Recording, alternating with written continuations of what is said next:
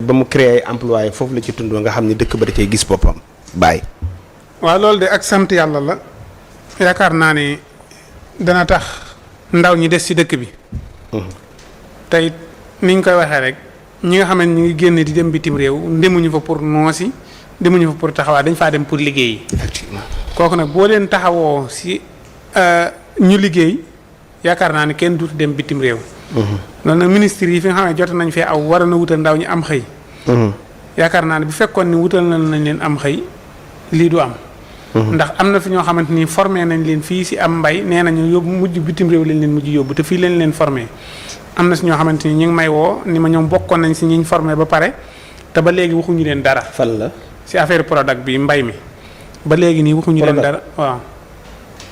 am dafa am ñoo xamante ni wàllum mbay lañ leen doon formé ay téeméeri nit. kañ la loolu ban régime Macky Sall mooy seen régime bi. waaw léegi nag bu fekkee ne tey jii loolu concentré woon nañ si léegi ñun fii Sénégal dinañ mën a am mbayum noor ak mbayum nawet su boobaa mën nañu bañ a jiggaateeti dara. te tey sa ñu nit ñu gën a ñu wax leen nu ministre bi wax Sénégal ñu jéem a bëgg seen bopp dafa sew ak mandiwut am ndox carotte bee dafa dijj yow li sew neex kay moo gën dijj te neexut. nawe am na fi basante yooyu yëpp am na fi kon léegi ñi bu ñu dee bay muy ñëw looy rek génn gu ma tem bi. waaw yow su ma ree rek da nga yaakaar damaa génnu ma de. waaw sa demal non damaa génn. yow sama ree rek man ko ree pour man li may wax laajoo ma ko daa yaakaar ne li may wax nii moom laaju ma ko. kay yaa ngi ba léegi ci conseil local. kon demal kon léegi. dañ saa yàgg kay waroo caa yàgg da ngaa war a ñëw rek ci l'essentiel bi. mais mën naa la may nga génn mais bul yàgg. ok kon il faut que mbay moomu ñu dooleel mbay mi.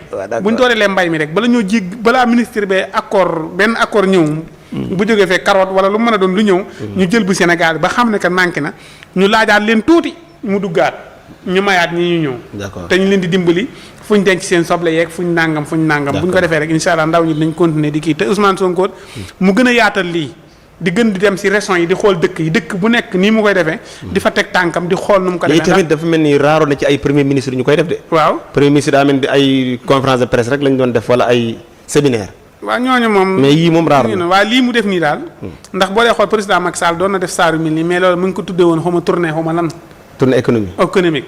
waaw te tournée ba mujjut am économique léegi nag kii moom bu ñëwee ni day seetal mu waxaale leen programme am. kon nañ ko def si dëkk yëpp fexe dëkk yëpp am ay usine nit ñi mën faa des taayate ñëw Dakar di xat-xat loo. daje na fa ak Moussa noo jàngatee image bi mu nuyoo ba agsi ci moom Moussa ree. waaw ñoom ñaar Moussa ree loolu lu sa xel dem.